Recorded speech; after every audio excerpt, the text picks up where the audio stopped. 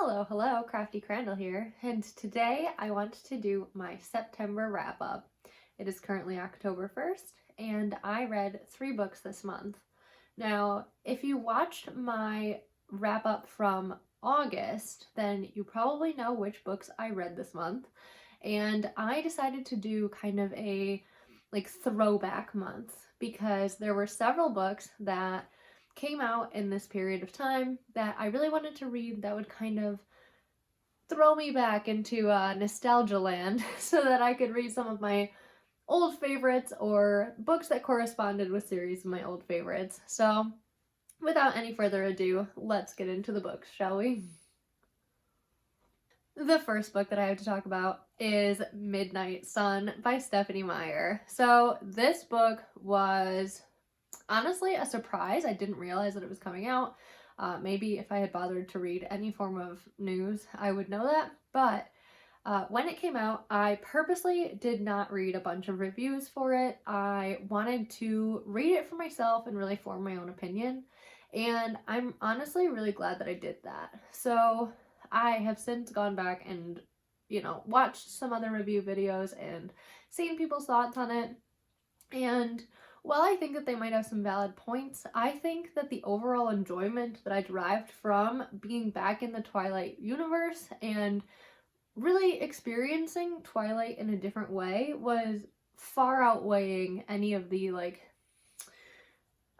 more political comments on the matter. So I really, really appreciated being back in this world. I absolutely loved how we got to see more of Edward's family life, how we got to experience, Alice and Emmett and Rosalie on a deeper level. I really appreciated that aspect of this book. And I also loved how she explained Bella's ability a little bit more. Thank you for going into more depth on that. I really, really appreciated that, background knowledge.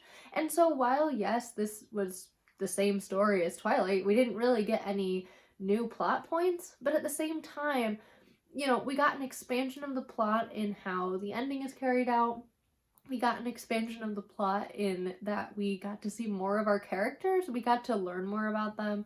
And I just really appreciated the little nuggets of new information that we got. And again, I don't know, because I was surprised by this book. I don't know if she plans to carry out the rest of the series in this manner, but I would love to see a New Moon retelling with, what has to be a ton of new information in the months that transgressed, wherein, Bella was alone. I would love to know what transgressed throughout that storyline. So, knowing what Edward's feelings are now at the end of Twilight, I really want to know, well, what happened? I mean, obviously we know what happened, but there's so much there that we don't know about. And I really think that there's a lot of potential here to continue on in this story and really learn more and, embrace that nostalgia even harder. So needless to say, I really liked the book.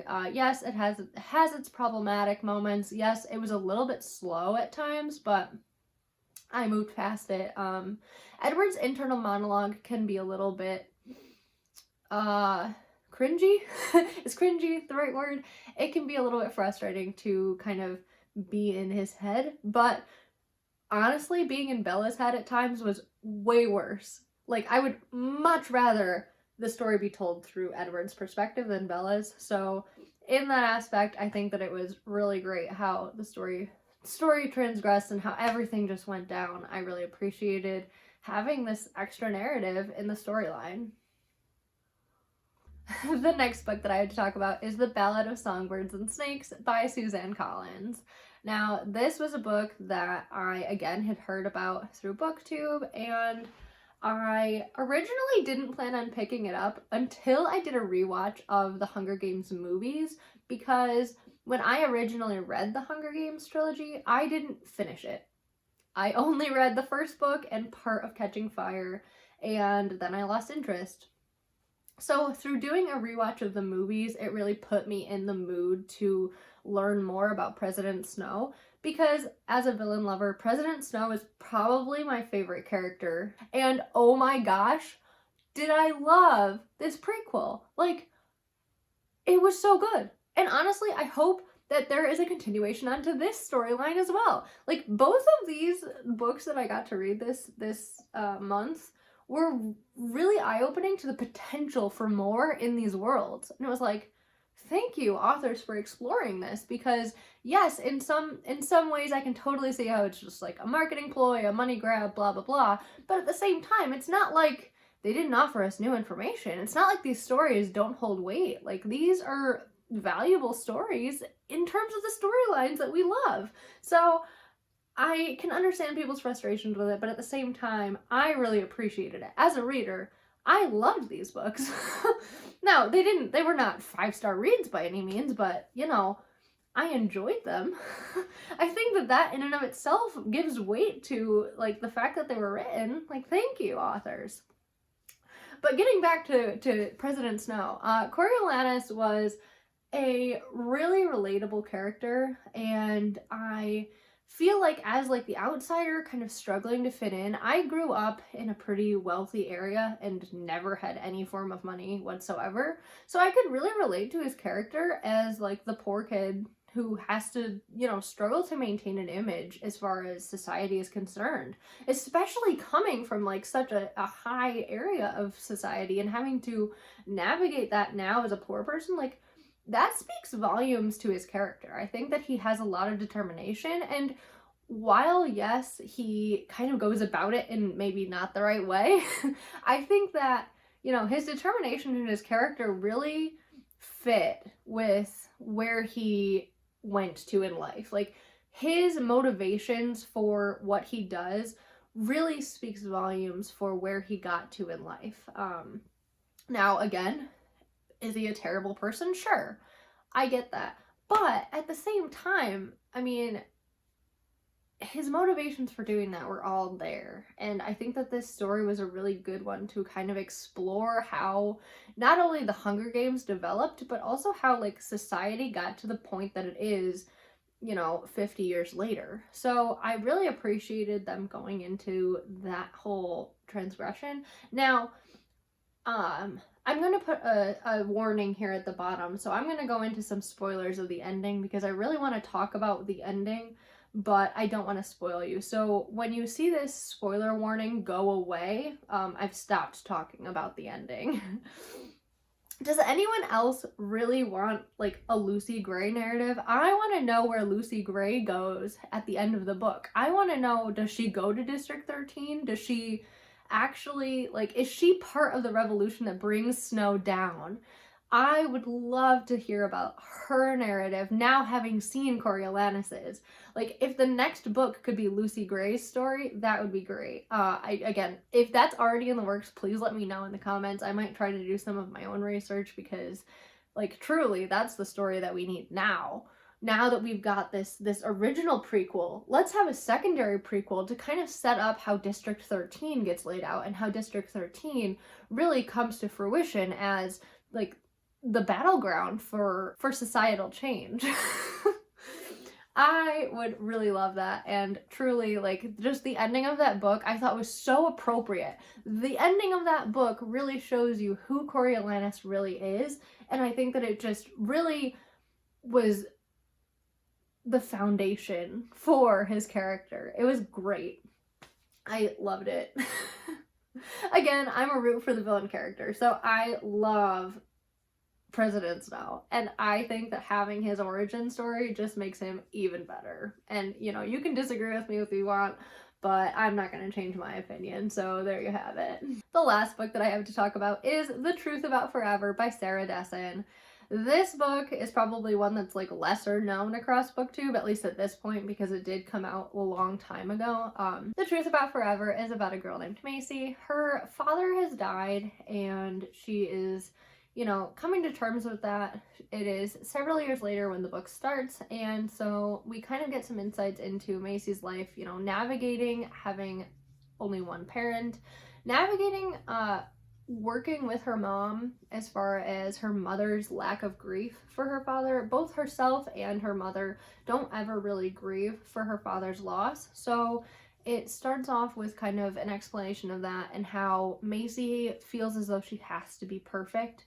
She has what she sees as an idyllic, perfect boyfriend, and she herself is trying to raise herself up to that level of perfection.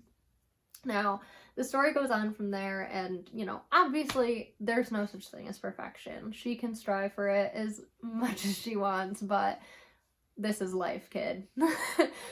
This is the basis for this story, how life isn't perfect, how you have to embrace those imperfections and really come to appreciate them, because it's the imperfections that are going to, you know, steer you right in life. It's the imperfections and the failures that drive your successes, and that is really what this story explores, and I love it for that. I read it when I was, you know, a teenager, kind of navigating being a teenager, and, you know, having a lot more failures in my life at that point and just trying to overcome them. And so I really appreciated it back then when I read it, and I wholeheartedly appreciate it now as an adult.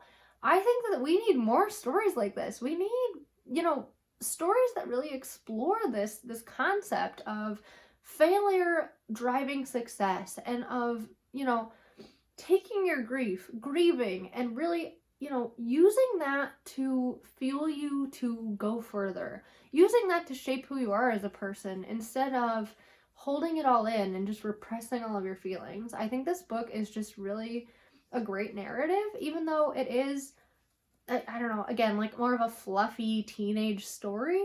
Like, that doesn't mean that it doesn't have value. I think that's my overarching message in all three of the books that I read this month, is that just because these stories are viewed as, like, you know, not good or problematic, or, you know, in Sarah Dessen's case, like either repetitive or fluffy, I think that a lot of times, like, the messages still hold weight. There are still concrete messages in these stories that have value and still, you know, are worth the read. So I would highly encourage you pick up any of these three books and give them a read, because in my opinion, they're worth it. And I had a great reading month. This month was fantastic. I read 3 whole books and loved every minute of it. So all in all, it was a really fantastic reading month, and I am so happy that I did have, you know, a specific TBR this month that kind of rooted me in nostalgia and was, you know, grounds for making this just one of the best reading months I've had this year. So with that, I'm going to sign off. I hope that you have a great day. Please give me a like on this video if you liked it. Please subscribe to my channel if you're new here. I post new videos every single Tuesday on art and book related topics. Thank you guys so much, and I will catch you in the next one. Bye!